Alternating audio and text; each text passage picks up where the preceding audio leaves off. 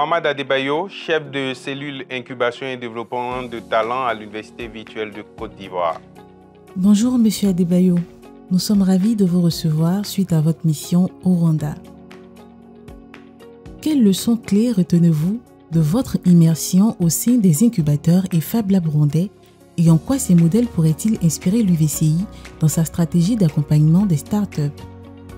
C'est de très belles leçons parce qu'au Rwanda, ils ont vraiment une très belle structuration du parcours d'accompagnement qui est véritablement orienté résultat. Donc il y a toute la rigueur et il y a toute la volonté politique aussi qui accompagne et c'est des éléments inspirants, très inspirants pour nous qui nous ont véritablement enrichis. Depuis l'appel à candidature, le recrutement des différentes cohortes, tout est véritablement structuré pour qu'en bout de chaîne, on puisse savoir les objectifs qu'il faut atteindre. C'est ces éléments-là dont nous allons nous inspirer pour, pourquoi pas les répliquer ici, parce que derrière, comme je l'ai dit tout à l'heure aussi, il y a une grosse volonté politique qui accompagne.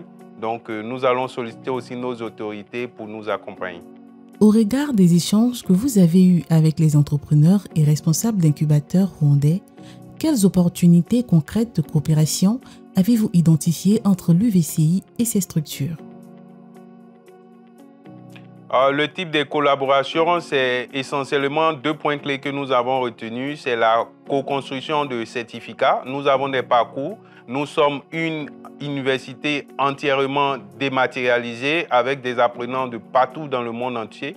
Donc, on va co-construire avec eux des certificats qu'on a déjà identifiés et aussi on va faciliter la mobilité académique. Nos incubés vont y aller pour s'y inspirer, développer des projets et leurs incubés aussi pourront venir chez nous.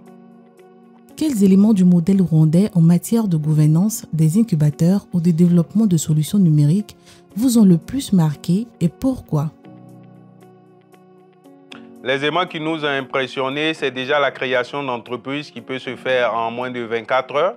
C'est le Rwanda Development Band et Board qu'on appelle le RDB, qui permet en fait, il y a un guichet d'information qui permet à tous les entrepreneurs en fonction de son domaine d'activité d'avoir les conseils, d'avoir le réseau, d'avoir tout ce qu'il faut comme information avant même de créer son entreprise. Et ça, c'est des éléments clés quand les entrepreneurs, les porteurs de projets ont, ça leur facilite un peu leur développement. Comment cette mission a-t-elle enrichi votre vision du rôle des universités dans le développement de l'innovation et de l'entrepreneuriat à l'échelle régionale? Oui, les universités aujourd'hui doivent être des catalyseurs d'innovation et des créateurs d'emplois. Et là-bas, ils ont très vite compris et il y a une grosse volonté politique, comme je le dis, derrière, avec des partenaires extérieurs à qui le gouvernement offre beaucoup de facilités pour pouvoir développer des programmes, pour créer des entreprises, pour accélérer aussi leur économie. Quelles perspectives ou initiatives envisagez-vous à court terme pour renforcer l'impact du voisinage incubateur de l'UVCI à la lumière de cette expérience au Rwanda? À court terme, c'est déjà la signature d'un MOU, Memorandum d'entente, avec ces différentes structures pour pouvoir commencer quelque chose en termes de projet pilote. Donc, c'est vraiment le projet à court terme pour dire que nous ne sommes pas véritablement dans l'action. C'est vraiment cela, les différents projets à court terme. Nous sommes au terme de cette interview. Quel est votre mot de fin? Oui, c'est féliciter les Rwandais pour leur discipline. Ils sont véritablement disciplinés, ils sont très accueillants, comme la Côte d'Ivoire d'ailleurs. Et c'est les Rwandais, ils sont bosseurs aussi. Donc, c'est les féliciter pour cela. Et c'est des choses qui nous inspirent aussi et qui nous permettent de savoir que nous ne sommes pas seuls. Ça nous permet aussi de redoubler d'efforts dans ce que nous faisons.